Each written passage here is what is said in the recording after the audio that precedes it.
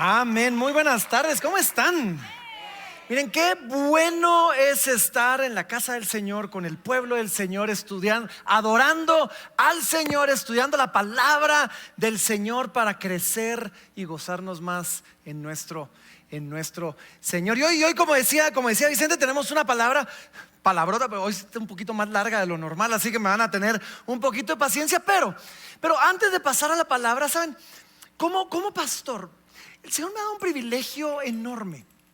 Y es que saben, yo tengo la oportunidad de platicar con algunos, de ministrar, dar consejería a algunos. Y en esos momentos pasa algo bien bonito, algo realmente hermoso. Y es que llega un momentito donde hay personas que, y saben, no hacemos esto todo el tiempo, pero hay personas que de repente en ese momento abren su corazón y se hacen vulnerables y comienzan quizás muchas veces a confesar pecado, a pedir consejo. Y realmente es un tiempo hermoso donde podemos juntos como amigos, como hermanos, buscar al Señor para agradar al Señor. Y hace algún tiempo tuve una conversación con alguien. Bueno, realmente esta conversación podría decir yo por 20. He tenido esta conversación 20 veces con un montón de personas, pero estoy pensando una en particular.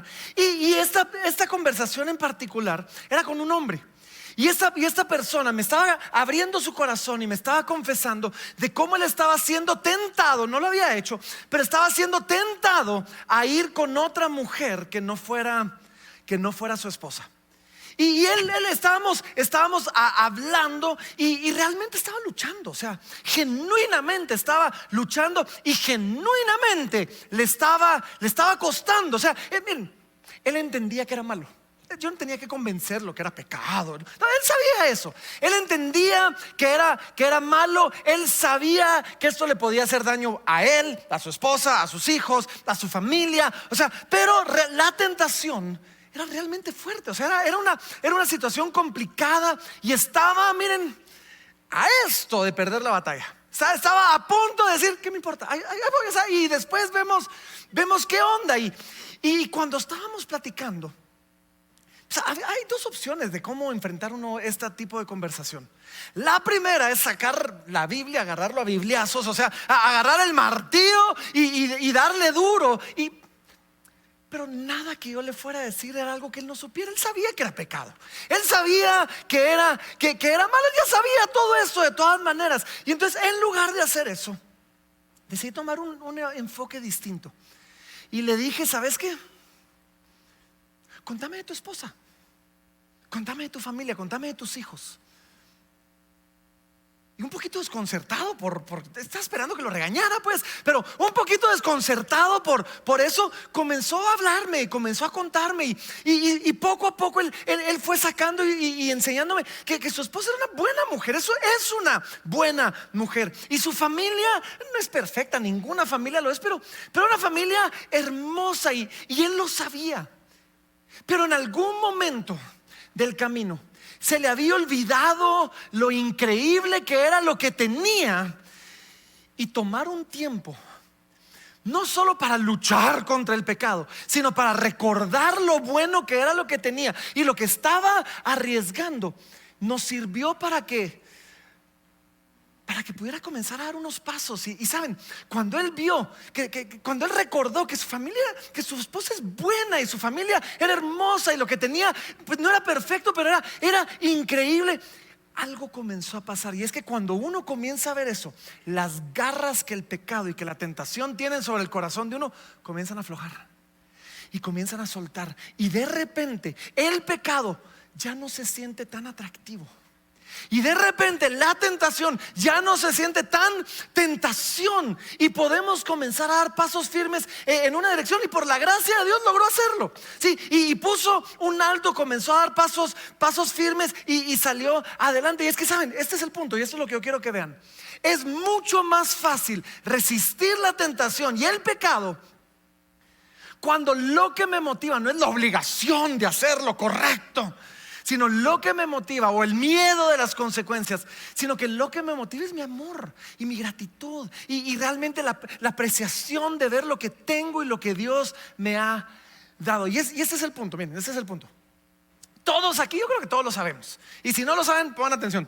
Todos aquí sabemos que el Señor nos ha llamado a vivir una vida en santidad, ¿o no? ¿Lo saben o no? Todos aquí sabemos que estamos llamados a cierto estándar de conducta, de comportamiento, que debemos ser testimonio, que debemos dar el ejemplo. Pero la realidad es que nos cuesta, ¿o no? Entonces déjeme ser así muy honesto hoy. Nos cuesta. Pero la razón por la que nos cuesta no solo es porque el pecado es muchas veces atractivo, y lo es, ¿sí? No solo porque el pecado es llamativo, y lo es muchas veces. La razón por la que a veces nos cuesta la vida en la santidad, la razón por la que a veces nos cuesta darle la espalda al pecado, es porque nuestra motivación es la incorrecta. Es porque lo que me motiva es lo incorrecto. Y entonces, ¿qué es lo que hago? Me impongo códigos de conducta y me impongo, sí, esto es lo que voy a hacer, y me comienzo a enfrascar, o me comienzo a apartar y me termino aislando del mundo. Pero cuando mi motivación no es miedo, ay, lo que Dios me va a hacer y un rayo del cielo me va a caer y me va a partir. Entonces, cuando mi motivación no es el miedo de lo que Dios me vaya a hacer, sino el amor y la gratitud por lo que Él ya hizo, eso cambia. Eso es completamente distinto. ¿Y saben qué es lo peor de todo esto? Aún cuando digo esto, todos lo entendemos, pero nuestros corazones son tan terribles, pero tan terribles, que a veces vemos lo que Dios ha hecho y estamos agradecidos por su misericordia, y agarramos la misericordia y la gracia de Dios, y esto que es la expresión de la bondad de Dios, lo agarramos como excusa para ofender al Dios que nos dio tanto. Y algo así es lo que estaba pasando en Roma. Estamos estudiando la carta de Pablo a los romanos, y así es una carta hermosa. Pero ¿saben? Todos estos primeros 5 capítulos ha venido una discusión entre la ley y la gracia, y cómo estaban aferrados a la ley, pero la ley no sana. Y Pablo ha estado tratando de demostrar esto. O sea, la ley es como una radiografía. Es buena.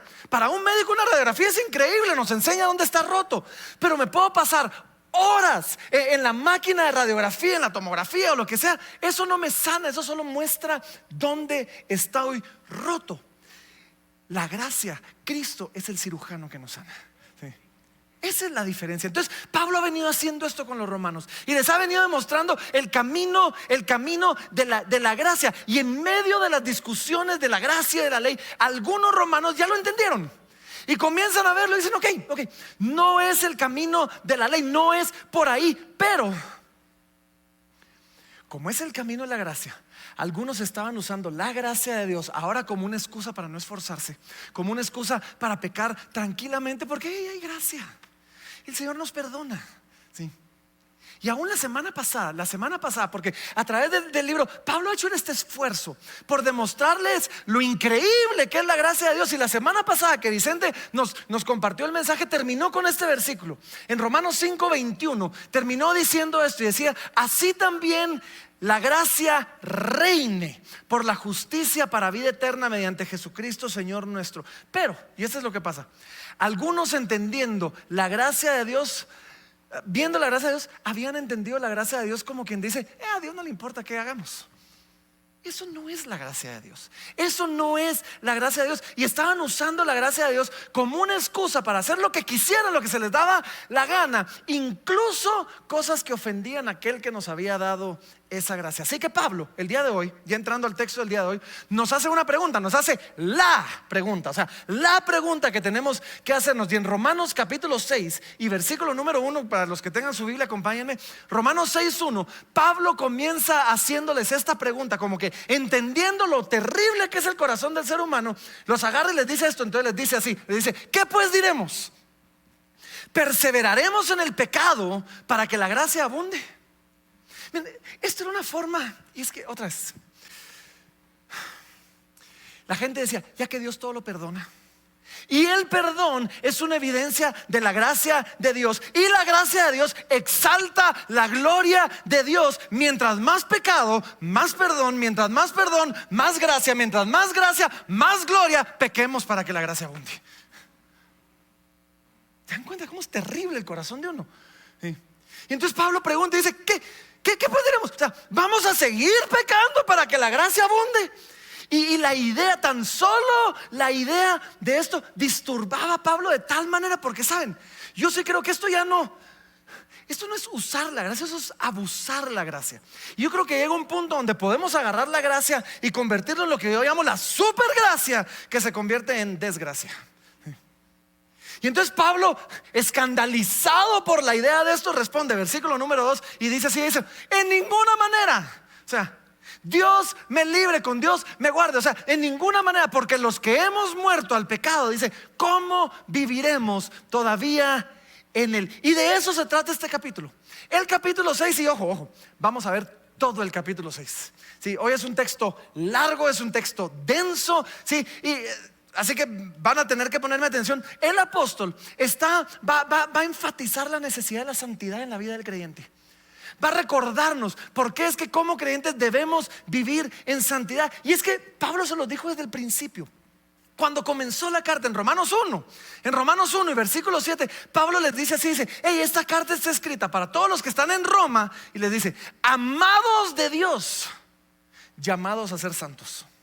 Amados de Dios, llamados a ser santos. Y después le dice, gracia y paz sean para ustedes. El regalo de la gracia, el regalo de la paz que recibimos en Cristo va de la mano con un llamado hacia la santidad para vivir una vida que agrade al Señor. Y así que el día de hoy vamos a hacer dos cosas quiero que hagamos. Lo primero es que vamos a tomar un momentito para revisar motivaciones. ¿Por qué debemos vivir en santidad? ¿Por qué debemos? ¿Cuál es la motivación correcta para esforzarnos en el camino de la santidad? Y lo segundo, les quiero dar algunas estrategias de cómo vivir en santidad, cómo luchar contra el pecado. Ahora, el problema es esto, es un capítulo entero. Y cuando yo les dé estas estrategias vamos a ir agarrando de diferentes versículos y de todas partes. Entonces vamos a leer todo el capítulo. Voy a leer ahorita, ¿sí?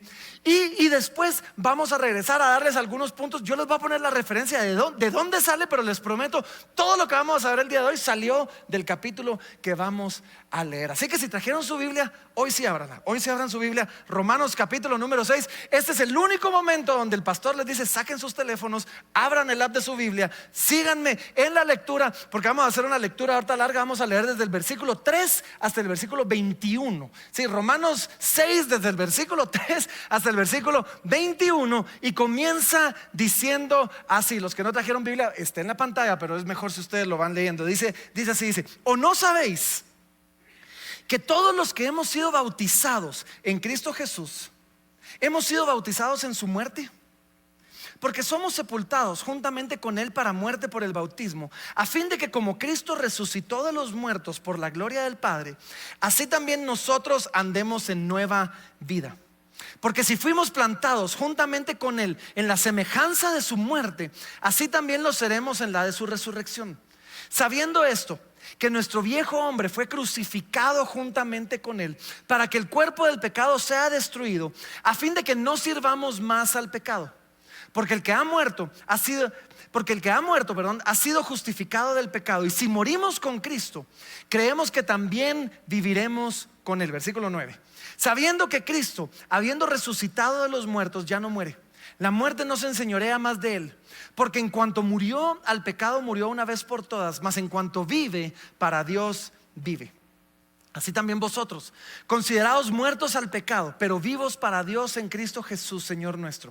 No reine pues el pecado en vuestro cuerpo mortal, de modo que lo obedezcáis en sus concupiscencias, ni tampoco presentéis vuestros miembros al pecado como instrumentos de iniquidad, sino presentaos vosotros mismos a Dios como vivos de entre los muertos, y vuestros miembros a Dios como instrumentos de justicia. Porque el pecado no se enseñoreará de vosotros, pues no estáis bajo la ley, sino bajo la gracia. ¿Qué pues? ¿Pecaremos porque no estamos bajo la ley sino bajo la gracia? En ninguna manera. ¿No sabéis que si os sometéis a alguien como esclavos para obedecerle, sois esclavos de aquel a quien obedecéis, sea del pecado para muerte o sea de la obediencia para la justicia? Pero gracias a Dios, que aunque erais esclavos del pecado, habéis obedecido de corazón a aquella forma de doctrina a la cual fuisteis entregados. Y libertados del pecado, venisteis a ser siervos de la justicia. Hablo como humano, por vuestra humana debilidad. Así como para iniquidad presentasteis vuestros miembros para servir a la inmundicia y a la iniquidad, así ahora para santificación presentad vuestros miembros para servir a la justicia. Porque cuando erais esclavos del pecado, erais libres acerca de la justicia. Pero ¿qué fruto teníais de aquellas cosas de las cuales ahora os avergonzáis? Porque el fin de ellas es muerte. Yo sé, es un texto larguísimo, no pretendo que se recuerden de todo eso ahorita, pero déjenme ir poco a poco. Y comencemos con la primera pregunta. La primera pregunta que yo los quiero ayudar a responder es esta: ¿por qué? ¿Por qué vivir en santidad? ¿Por qué esforzarnos? ¿Por qué trabajar? ¿Por qué morir a nosotros mismos? ¿Por qué vivir en santidad? Y déjenme darles 4 razones que creo yo que vienen de este texto. Primero, y la primera, y creo que quizás la más importante, es esto: nos esforzamos en vivir en santidad porque tenemos una nueva realidad espiritual. ¿Saben? Desde el momento en que tú y yo pusimos nuestra confianza en Jesús, desde el momento en que creímos a Cristo, ¿sí?, algo cambió en nosotros. Dios hizo algo adentro de nuestros corazones. Dios cambió algo murió, y Dios hizo una obra enorme. Y es bueno que estemos conscientes de ella. Y miren, para los que les gusta hacer los versículos, déjenme irlos siguiendo. En el versículo 2 nos dice: porque los que hemos muerto al pecado, ¿cómo viviremos aún en él? Y eso es la primera parte de esta nueva realidad espiritual. Nuestra nueva realidad espiritual es esto: por Cristo morimos al pecado. Por Cristo algo se murió en nosotros, ¿sí? Y por lo tanto la pregunta es lógica: si estamos muertos al pecado, ¿cómo viviremos aún en él? En el versículo 3 nos dice: fuimos bautizados en su muerte. Ahora te regreso a esto. Sí. En el versículo 4 nos dice: estábamos tan muertos que fuimos sepultados juntamente con él. Y no solo fuimos sepultados, ahora resucitamos, así como él resucitó de los muertos, para una nueva vida. En el versículo 6 nos dice esto: el viejo hombre, el viejo Francisco, la vieja manera de vivir, la vieja manera de pensar, de ver la vida, de entender mis viejos deseos, dice, fueron ahora crucificados juntamente con él. Y en el versículo 8 nos dice: y ahora vivimos con él. Y esa es la segunda parte. Primera parte de nuestra nueva realidad: morimos al pecado. Segunda parte: vivimos para Cristo. Esa es mi nueva realidad espiritual. Estoy muerto al pecado, estoy vivo para Cristo. Y el versículo 11 creo yo que lo resume. Si el versículo 11 nos lo resume todo, miren lo que dice: así también vosotros, considerados muertos al pecado, pero vivos para Dios en Cristo Jesús, Señor nuestro. Ahora, en medio de todo esto, y déjenme hacer un paréntesis que creo que es importante. En medio de todo esto, Pablo, el apóstol Pablo, usa el ejemplo del bautismo, usa el ejemplo, el símbolo del bautismo, para enseñar acerca de esta nueva identidad que tenemos en Cristo, ¿sí?, en la vida de los creyentes. Y por eso me quiero detener. Solo déjenme preguntar: ¿cuántos aquí ya fueron bautizados en agua? La gran mayoría. Algunos todavía no los quiero avergonzar de cuántos sí, cuántos no. No se trata de eso, pero quiero hablarle a ambos, tanto a los ya bautizados como a los no bautizados, porque el bautismo, nos enseña Pablo, es un reflejo increíble de esta nueva realidad espiritual que nosotros tenemos. Bien, básicamente el bautismo es una representación de la muerte de Cristo con la que ahora nos identificamos. El bautismo es un acto público. El bautismo es un acto público donde yo me identifico. En el versículo 6 dice: nos identificamos con su crucifixión. Nuestro viejo hombre fue crucificado, ¿sí? Y en el versículo 4 dice que nos identificamos con su sepultura. Y ahí mismo dice: y así como él resucitó, ahora nosotros resucitamos a una nueva vida. ¿Y saben cómo es esto? ¿Han visto los bautizos? ¿Cómo los hacemos? Aquí abajo mío tenemos un gran tambo de agua. Ahí los metemos y es hermoso. Tenemos personas que llegan ahí y es un momento hermoso. Están ya metidos en el agua, están listos para ser bautizados. Es un tiempo donde están enfocados en el Señor, concentrados en el Señor, determinados a dar pasos para una nueva vida. Y dice: hey, así como Cristo fue crucificado, nosotros en el bautismo estamos siendo crucificados. Y Jesús estaba en la cruz, listo para entregar su vida. Jesús estaba en la cruz, listo para morir, de la misma manera que el que está siendo bautizado está ahí, listo para entregar su vida y listo para morir. Y Jesús muere, y después de que muere es sepultado. Y cuando nosotros somos bautizados, ¿qué es lo que hacemos? Estamos siendo crucificados y somos bautizados.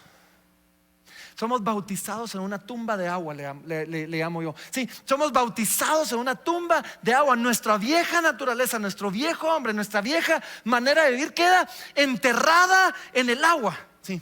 Y dice, para que así como Jesús resucitó, nosotros resucitemos a una nueva vida. Eso es lo que pasa cuando somos bautizados. Entonces, Pablo no se está enfocando en el rito en sí, sino Pablo se está enfocando en lo que significa. Y lo que significa es esto. Dice, fuimos unidos a Cristo mediante su muerte, mediante su sepultura, mediante su resurrección. Y es un acto público donde yo le digo al mundo, digo, yo he muerto con Cristo y ahora vivo para Cristo. Así que, si tú ya te bautizaste, yo quiero que tú te recuerdes, gracias. Yo quiero que tú te recuerdes que tu bautismo no fue solo un acto vacío. No fue solo un símbolo vacío, ¿sí? Fue una declaración de guerra. Fue una declaración de guerra contra el pecado y una proclamación de que tu vida ahora le pertenece a Cristo. Y si tú no te has bautizado,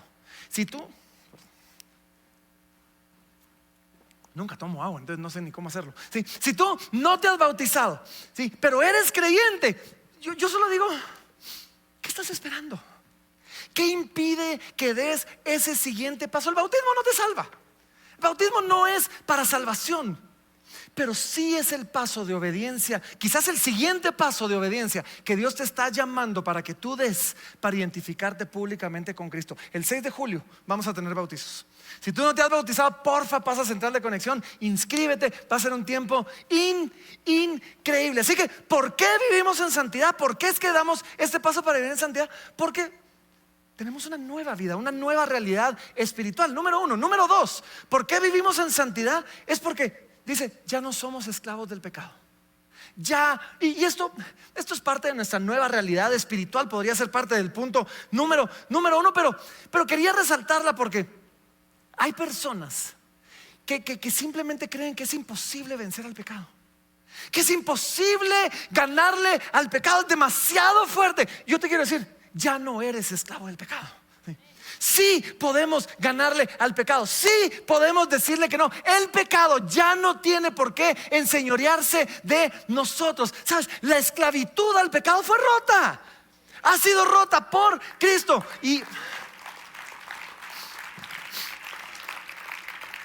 Y esto no solo me liberta, esto me llama a vivir de tal manera que ahora que ya no soy esclavo del pecado, ahora agrade a mi nuevo amo. Porque saben, en Cristo la libertad funciona así. Cambié de amo. No es que ahora ya no tengo amo, no. Antes servía al pecado, ahora sirvo a Cristo. Antes agradaba al pecado, ahora mi vida sirve para agradar a mi nuevo amo, Cristo Jesús. Entonces, ¿por qué vivir una vida en santidad? Porque ya no somos esclavos del pecado. Número tres, ¿por qué vivir una vida en santidad? Porque ahora vivimos bajo la gracia y no bajo la ley. Y miren, esta frase, vivimos bajo la gracia y no bajo la ley, es exactamente la frase que muchos usan para justificar su falta de esfuerzo en una vida en santidad. Pero Pablo hace todo lo contrario. Y Pablo dice, no, porque ya no vivimos bajo la ley, sino ahora vivimos bajo la gracia. Con mayor razón nos esforzamos. Es que versículo 14 decía esto, decía, la razón por la que el pecado ya no puede ganar es porque no estáis bajo la ley, sino bajo la gracia. Y déjenme leerles un texto, una cita de uno de mis comentaristas favoritas, Matthew Henry. Matthew Henry, siempre que estoy estudiando lo leo a él, me encanta. Y él decía esto, decía, las promesas de Dios para nosotros, las promesas de la gracia, lo que el Señor ofrece para nosotros, son más poderosas y efectivas para la mortificación del pecado. Y ahorita les explico qué significa eso, que nuestras promesas a Dios. Ahora, ¿qué significa eso? Significa lo que Dios nos ha prometido, lo que Dios ha hecho por nosotros, lo que Dios nos ha ofrecido, nos motiva tanto más que el que yo me ponga a prometerle a Dios un montón de cosas. ¿Por qué? Porque ahora vivo bajo la ley, bajo la gracia, perdón, no bajo la ley. Si yo estoy bajo la ley, estoy condenado por ella. Los rayos X que les decía, solo me va a decir roto aquí, roto aquí, roto aquí, roto aquí. O sea, roto por todos lados, pero estoy bajo la gracia. Y cuando estamos bajo la gracia, esto es lo que pasa. La gracia acepta una mente dispuesta. La gracia no es extrema para señalar dónde hemos fallado, sino todo lo contrario, da lugar al arrepentimiento y promete perdón para cuando nos arrepentimos. Y cuando entendemos eso, yo digo, wow, ya no estoy bajo la ley, ahora estoy bajo la gracia. Me voy a esforzar todavía más, no menos, sino todavía más. Y número 4, la cuarta razón por la que nosotros nos esforzamos por vivir en santidad es esto. Porque ahora consideramos el fruto de nuestro estilo de vida. Y es que lo vimos en el versículo 21. Vivir en pecado, seguir viviendo en pecado, solo trae condenación, solo trae destrucción y solo trae vergüenza. Y saben, ayuda mucho como motivación, ayuda mucho como estrategia. Y voy a regresar a esto en un momentito. El considerar el fruto de lo que hacemos. Y es que sí, el pecado ya no me condena. Sí, en Cristo soy perdonado. Sí, pero el pecado sigue teniendo consecuencias en mi vida terrenal. ¿Están conmigo o no están conmigo? Y aun cuando yo puedo estar tranquilo de que hay gracia para el pecador, las consecuencias siguen siendo reales. Y yo pregunto, o sea, ¿quién quiere voluntariamente hacer aquello que le va a traer destrucción? Vivir en santidad, y no hemos leído este versículo, lo vamos a leer en un momentito, trae como fruto la vida eterna. Vivir en pecado trae como fruto vergüenza, destrucción y muerte. Así que ese es el por qué. Pero ahora déjenme que hablemos un poquito del cómo. Ok, amén. Pero ¿cómo, pastor? Es difícil, es complicado. Amén, es complicado, es difícil. Muchas veces hay dos aspectos acerca de cómo vivir en santidad que debemos tomar en cuenta. Y son dos aspectos, suenan complicados y son palabrotas así teológicamente profundas, pero son sencillas. Y son dos aspectos contrarios. Por un lado, si yo quiero vivir en santidad, debo practicar la mortificación de mi pecado. Debo morir a mi pecado. Ahorita les explico bien esto. Y si yo quiero vivir en santidad, debo practicar la vivificación de mi espíritu. La mortificación y la vivificación. ¿Qué significan todos esto? Mortificación significa morir a mi pecado. Vivificación significa alimentar mi espíritu. Y lo vemos en todos lados en la Biblia. Ahorita en Romanos 6, en el versículo número 11, se nos dijo esto. Miren, decía, así también vosotros considérense muertos al pecado, pero vivos para Dios en Cristo Jesús. Mortificación, vivificación. Lo vemos por ejemplo en Efesios capítulo 4 y versículo 22 dice: en cuanto a vuestra pasada manera de vivir, por un lado dice, despójense del viejo hombre, mortificación, que está viciado conforme a los deseos engañosos, y renovados en el espíritu de vuestra mente. 24 dice, y vestidos del nuevo hombre, vivificación, creado según Dios en la justicia, santidad y verdad. O sea, despójense, mueran al viejo hombre, vístanse del nuevo hombre, vivan, o sea, denle vida a su espíritu. En Isaías 1 dice, lavaos, limpiaos, quitad la iniquidad de vuestras obras delante de mis ojos, dejen de hacer lo malo, aprendan a hacer el bien. Buscad el juicio, restituid al agraviado, haced justicia al huérfano, amparad a la viuda. Así que déjenme darles estrategias, pero déjenme darles aquí una pequeña advertencia. Ahorita voy a romper todas las reglas de la predicación. ¿Por qué? Porque generalmente cuando uno predica o cuando yo predico, yo trato de darles una cosa para que ustedes se recuerden de esa cosa y se lleven esa cosa y no se les olvide esa cosa. Les voy a dar ahorita como 10 o 15, ¿sí? Y mi idea no es que se recuerden todas, no se van a recordar de todas, no pasa nada, yo entiendo eso. Pero mi deseo es que de esas, son 4 más 7, 11, o sea, son 11. O sea, que de estas 11 cosas que les voy a dar, una, dos, hagan clic de verdad en su corazón. Haya una o dos que de verdad toquen un nervio y ustedes digan, hablaron de un montón de cosas, pero me llevo esto. Y si ustedes se llevan una, con eso gané, ¿sí? Así que hablemos de la mortificación. ¿Cómo hacemos morir el pecado? Déjenme leerles una definición de mortificación. La mortificación del pecado es el acto continuo de dar muerte al pecado, negándole poder, alimento, oportunidad y expresión en nuestra vida. ¿Cómo lo hacemos? El versículo 6 dice esto: destruyamos, número 1, el cuerpo del pecado. Ahora, obviamente esto no significa vayan, mátense porque su cuerpo es pecaminoso, así que destruyan el cuerpo del pecado. No, eso no es. Sino, quitémosle el poder, quitémosle la oportunidad, destruyamos esos momentos, esas situaciones, esas oportunidades donde el pecado florece en nuestra vida. En Efesios 4:27 es sencillo y dice así, ni deis lugar al diablo. Ni deis lugar al diablo. Y después no lo dice, y otra vez lo contrasta en mortificación, vivificación. Dice: el que hurtaba no hurte más, sino trabaje, haciendo con sus manos lo que es bueno, para que tenga que compartir con el que padece necesidad. Ninguna palabra corrompida salga de vuestra boca, sino la que sea buena para la necesaria edificación, a fin de dar gracia a los oyentes. ¿Se fijaron? Me encanta. No solo dice dejen de robar, ladrones. O sea, nos dice ahora trabajen. Ya no roben, pero trabajen. Ya no maldigan, pero bendigan.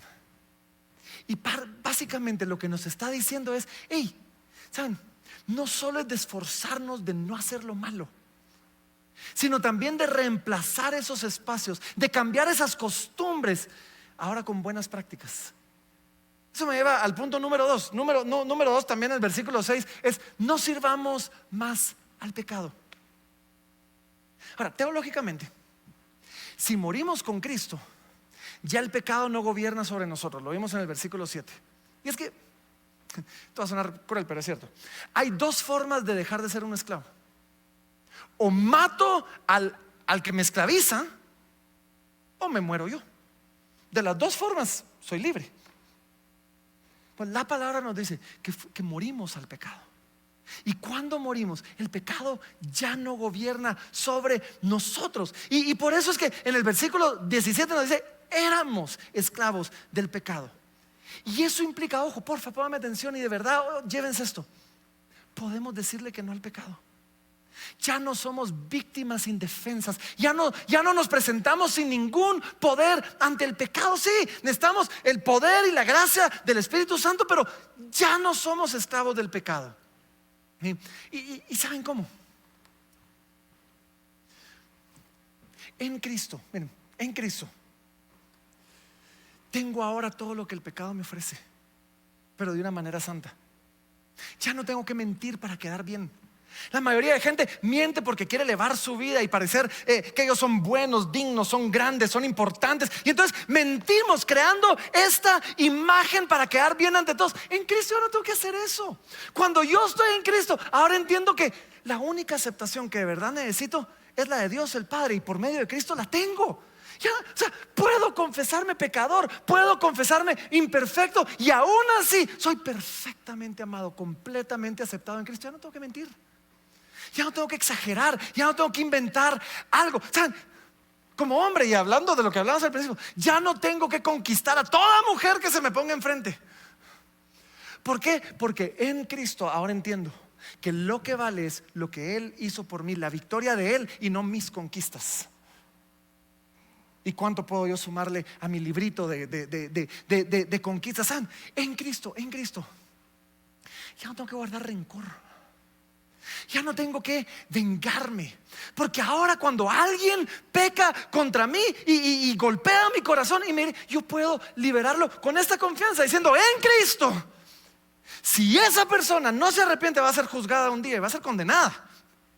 Pero si esa persona se arrepiente, su pecado, lo que Él hizo contra mí, ya fue pagado en la cruz del Calvario y cayó sobre Cristo. Puedo dejar ir la herida, puedo dejar ir el rencor. De verdad, en Cristo, ¿saben? Mi pecado ya no es mi identidad. Y es que muchas personas se presentan así y me lo dicen: no, pastor, es que a mí me cuesta, usted no sabe, es que yo soy un adicto, es que usted no sabe, yo soy impuro, es que usted no sabe, yo soy enojado, y citan todo esto. Usted no sabe, es que yo soy homosexual, es que yo soy, qué sé yo, y se quieren agarrar de eso como que si fuera su identidad. Pues en Cristo ahora dice: somos una nueva criatura, las cosas viejas pasaron, he aquí todas son hechas nuevas. Mi nueva identidad, ¿saben cuál es? Ahora soy un hijo de Dios, amado por Dios, perdonado por Dios, hecho libre en Cristo Jesús. Esa es tu nueva identidad. Esa es tu nueva identidad. Ya no nos amarremos a nuestros defectos de carácter.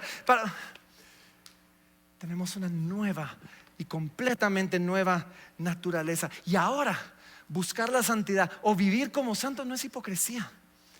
Es simplemente ser coherente con una nueva identidad. ¿Cómo morimos al pecado? Número 3, dice que no reine el pecado en nuestros cuerpos mortales. Ahora, ¿a qué me refiero con esto? El pecado se nos va a colar. Vamos a pecar eventualmente, o sea, se nos va a colar, pero que no reine, que ya no sea rey. Sí, hagamos la lucha de verdad. El pecado depende de que nosotros le demos el gusto y gratifiquemos el cuerpo y la carne. No lo consintamos, aunque sea, batallemos un poquito. Pero demasiados cristianos, como dependemos de la gracia, ni siquiera luchamos contra el pecado. Y una vez oí un sermón de un pastor que se llama John Piper, donde él comparaba esto como tratar de sacar agua de un pozo. Y era un pozo profundo, entonces estaba sacando agua y decía, el problema es que los cristianos llegan, agarran agua, comienzan a levantar y dicen, ay, no puedo. Ay, comenzamos y nomás viene el pecado así como, ay, pequé. No, él dice, no hombre, no, o sea, luchemos, esforcémonos, o sea, levantemos, aguantemos. Cuando se nos va a ir, que se resbale, pero no soltemos, que nos queme la mano, que nos sangren las manos antes de soltar la pita. Pero demasiados cristianos, ay, no puedo. Luchemos un poquito.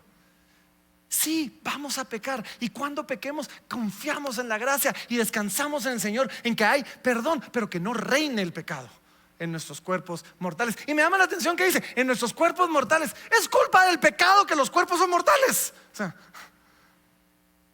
que ya no reine el pecado en nuestros cuerpos mortales. Número 4 dice, no presentemos nuestros miembros al pecado. Ahora, me llama la atención esa palabra, no presentemos nuestros miembros al pecado. O sea, con esto yo pienso en textos como en Proverbios dice, el avisado ve el mal y se esconde. El avisado ve el mal y se aparta.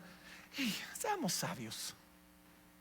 Hay lugares donde no vayas a ciertos lugares. Sí, huyamos de aquellos lugares, huyamos de aquellas circunstancias, huyamos de aquellas compañías donde fácilmente nos vamos a rendir. No nos presentemos voluntariamente ahí como ovejas al matadero. O sea, hay gente que me dice, pastor, es que ¿qué tanto me puedo acercar antes de pecar? O sea, lo más lejos posible. O sea, por favor, o sea, pero nos gusta caminar en la orilla. Demos margen a nuestra vida. Aquí si me resbalo me caigo. Aquí no pasa nada. O sea, huyamos del pecado. El versículo 9 decía, los hablo como humanos porque somos débiles. El versículo 19, ¿sí? Y con eso en mente, huyamos. No, nos presentemos. Entonces, así hacemos morir el pecado. Pero no se trata solo de la mortificación. Necesitamos hablar de la vivificación. Ahora, déjenme leerles una definición de la vivificación. La vivificación es esto, dice, es el acto de alimentar y ejercitar la nueva vida en Cristo, buscando alimentar activamente prácticas y afecto que produzcan justicia, amor, obediencia y comunión con Dios. ¿Cómo vivificamos nuestro espíritu para que el pecado pierda su atractivo? Primero, número 1, andemos en nueva vida. Y si ahora tenemos una nueva vida, aprendamos sobre nuestra nueva vida. Sí, aprendamos qué significa haber sido justificados. Aprendamos qué pasó en la cruz del Calvario, qué fue lo que Él hizo, qué nos ha prometido. Demasiados cristianos reciben una vida nueva y no saben ni qué incluye.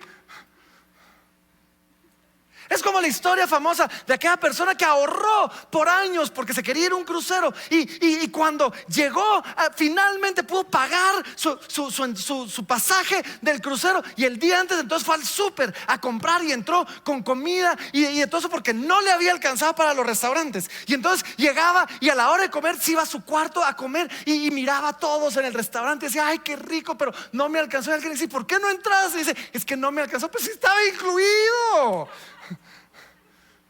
Andemos en nueva vida, o sea, está incluido. Hay muchas cosas que cuando aprendemos lo que significa caminar en Cristo decimos, wow, ahí estaba incluido. Y si no crecemos, si no aprendemos, si no investigamos, ¿cómo vamos a andar en una nueva vida? Andar en una nueva vida, ¿sabes qué significa?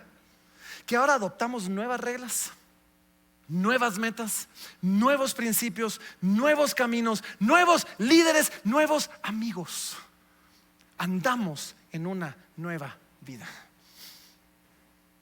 Número uno. Número dos, considérate vivo para Dios en Cristo Jesús. ¿Cómo hago esto? Alimenta tu amor por Él. ¿Cómo alimentamos nuestro amor por Él? Platicando con Él, orando, aprendiendo de Él en la palabra. Y es que esto es, ponme atención, tú no vas a hacer lo que quieres hacer, tú no vas a hacer lo que sabes que deberías hacer, tú vas a hacer lo que amas hacer. Y si no alimentas tu amor por Cristo, no vas a hacer lo que a Cristo le gusta. Por mucho que lo sepas y por muy convencido que estés, vas a hacer lo que amas hacer. Entonces alimenta tu amor por Cristo. Entonces me considero vivo para Dios en Cristo Jesús. Y ¿saben qué? Que funciona muy bien. Llevo un par de semanas donde he usado este versículo en diferentes oportunidades. Proverbios 3:6 dice: reconócelo en todos tus caminos y Él enderezará tus veredas. Hay un momento en la vida donde es bueno, donde uno se pare y uno voltea a ver para atrás y diga: wow,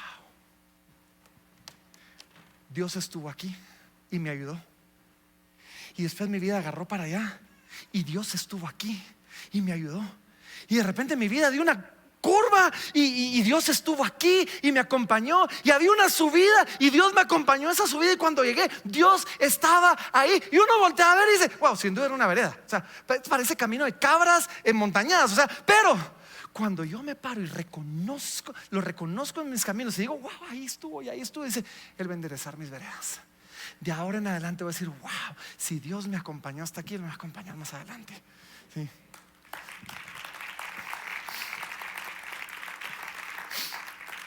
Número 3, dice: presentémonos a Dios como vivos entre los muertos. Y ahí les estoy dando los versículos para que sepan de dónde sale. ¿Saben?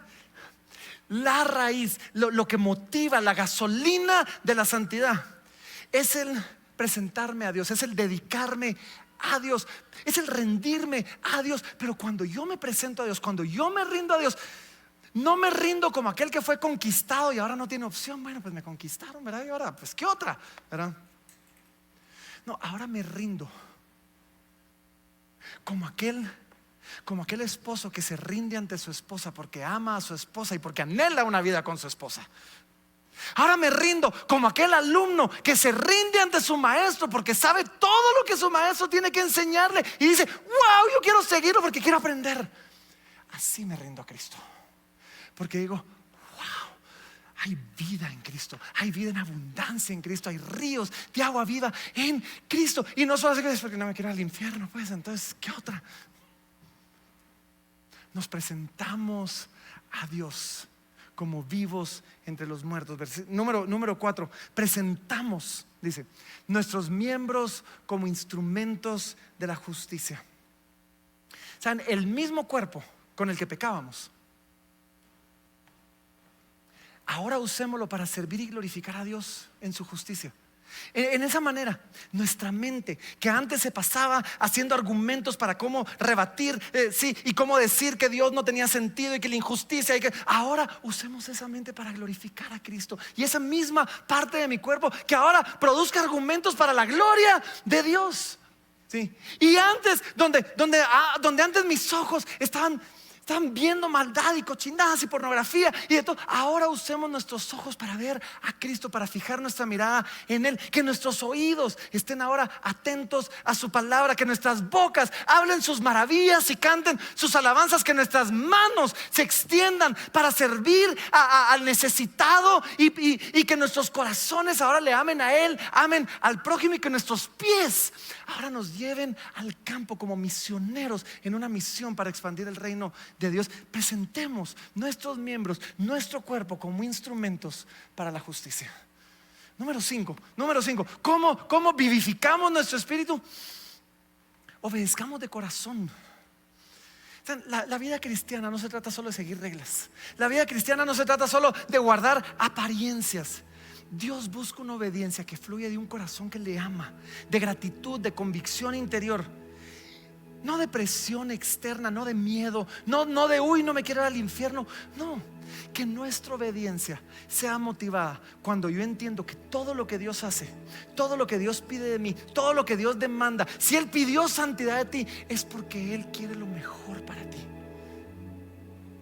Porque todo lo que Dios pide de ti es para su gloria y para tu bendición. Es para su gloria y para tu beneficio. Y cuando tú entiendes eso, dices, pues, ¿cómo no lo voy a querer obedecer si es para mi beneficio? ¿Cómo no voy a querer hacer esto si es para mi bendición? Y entonces obedezco, pero no obedezco a regañadientes, obedezco de corazón. Número 6. ¿Cómo vivifico mi espíritu? Ahora sirvamos a la justicia. Aquí en la iglesia los motivamos siempre a servir. Y si tú no estás involucrado sirviendo, pasa a Central de Conexión, pregunta cómo puedes involucrarte. Necesitas servir, pero no solo necesitas servir porque la iglesia necesita servidores. Amén, la iglesia necesita servidores, sí, pero ese no es el punto. Aquel que sirve es aquel que de repente comienza a entender: mi vida se trata de algo más grande que yo, y por eso voy a servir a otros. Y eso hace toda la diferencia. Cuando yo entiendo, la vida no se trata solo de demen, y cómo yo voy a crecer y cómo yo voy a sacarme. No, ahora es cómo yo puedo dar y cómo yo puedo servir y cómo yo puedo ponerme al servicio de otros. Cómo puedo tratar a otros como que fueran más importantes que yo. ¿Cómo me puedo humillar? ¿Cómo me puedo hacer pequeño entre nosotros? Yo amo a nuestros hermanos. Los del parqueo se pasan bajo el sol, bajo la lluvia, ahí dándoles paso. Algunos hermanitos, Dios los bendiga. No sé si son algunos de ustedes, si son, el Señor los reprenda, pero todavía les hacen mala cara porque los mandaron a parquearse lejos. Y así como que está con una sonrisa: Dios le bendiga, pase adelante. Eso hace algo en nuestro corazón. Cuando yo muero a mí mismo por servir a otros, cuando entiendo que mi vida no es lo número uno.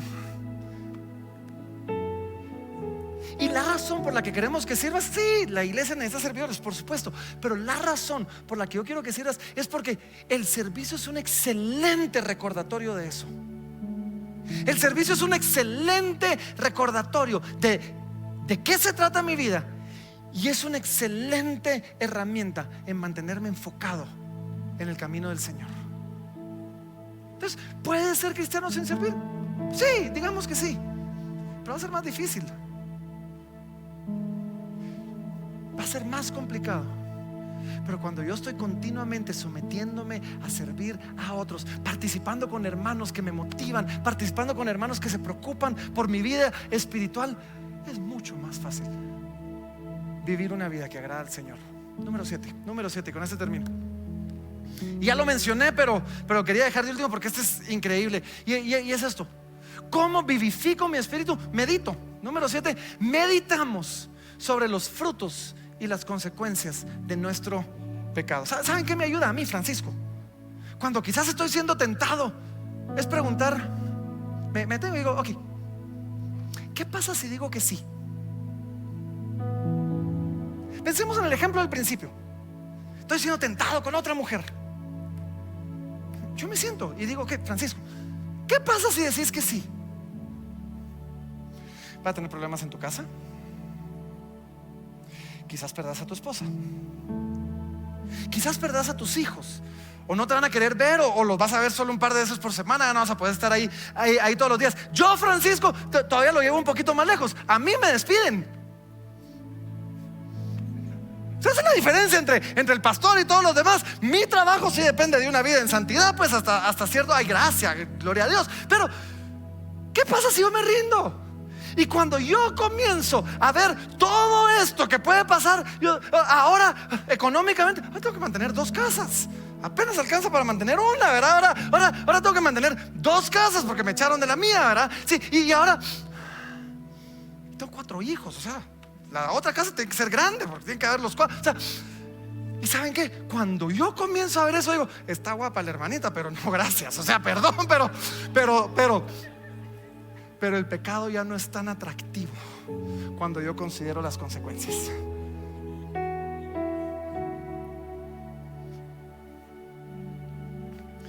Puedo seguir, ahí lo voy a dejar. Pero saben, como aquellos que les conté al principio, luchando con la infidelidad, no solo luchemos en contra de nuestro pecado, lucha a favor de tu vida con Dios. Y recuerda todo lo que Él ha hecho, para que entonces lo que te motive sea mucho más grande que el miedo al pecado. Pablo termina este capítulo, me faltaron 2 versículos. Pablo termina este capítulo con un increíble recordatorio. Versículo 22, miren esto. Romanos 6:22 dice: mas ahora que habéis sido libertados del pecado y hechos siervos de Dios, tenéis por vuestro fruto la santificación y como fin la vida eterna. Porque la paga del pecado es muerte, mas la dádiva de Dios es vida eterna en Cristo Jesús, Señor nuestro. Todo pecado, ojo, todo pecado, por pequeño que sea, todo pecado produce muerte. Todo pecado produce vergüenza. Todo pecado trae condenación. Pero aquellos que se han rendido a Cristo, el fruto de su vida, así se llama el mensaje de hoy, el fruto de su vida es la santificación. Sí, el fruto de nuestra vida es por vuestro fruto la santificación. Y sí, el camino de la santificación es complicado. Y a veces es difícil y es angosto y hay que negarse a uno mismo. Y hay cosas que uno dice: pero es que yo de verdad quiero, y es que estaba bien guapa, y es que...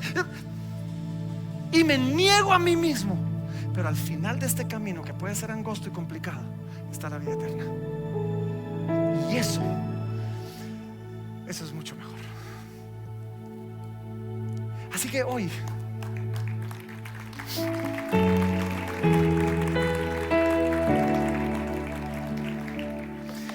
vamos a tomar solo un tiempo. Y miren, yo sé que esto fue un montón y es denso y tal vez tienen la cabeza así como que madre, demasiado. Gracias a Dios queda grabado, pueden volverlo a escuchar. Pero llévense uno, llévense 2 y digan: okay, esto es lo que el Señor me habló el día de hoy. Pero saben, hoy vamos a terminar simplemente dándole gracias al Señor, que por su obra en nosotros ahora tenemos una nueva vida, una nueva realidad espiritual. Estamos muertos al pecado, estamos vivos para Cristo. Y gracias a eso podemos morir al pecado y podemos vivir para Cristo. Y 2, vamos a terminar recordándole a nuestro espíritu una maravillosa verdad. Y es que ya no somos esclavos. Ya no somos esclavos del pecado, ya no somos esclavos del temor. Ahora somos siervos de Dios, de Cristo, de la justicia. Y podemos vivir vidas que reflejen quién es nuestro nuevo amo. Pónganse de pie, si pueden hacerlo, pónganse de pie.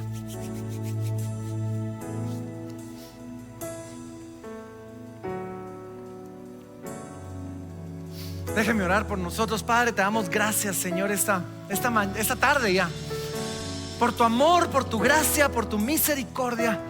Porque ya no vivimos bajo la ley, sino bajo la gracia. Y eso nos libera y nos da la libertad de vivir una vida que te agrade. Gracias, Señor. Padre, perdónanos si hemos utilizado la gracia como una excusa para no esforzarnos. Perdónanos si hemos utilizado la gracia como una excusa para seguir pecando, Señor. Y que nuestra mente corrompida nos haya dicho que entonces sigamos pecando para que la gracia abunde. Padre, perdónanos, Señor.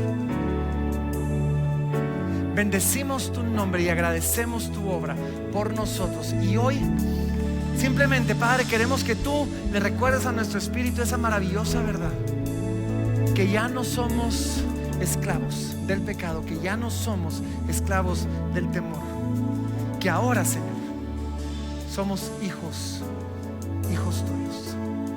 Te amamos, Señor, te bendecimos y lo hacemos, Padre, en el nombre poderoso de Cristo Jesús. Y te voy a invitar a que cantes con nosotros así. Ya no soy un esclavo del temor.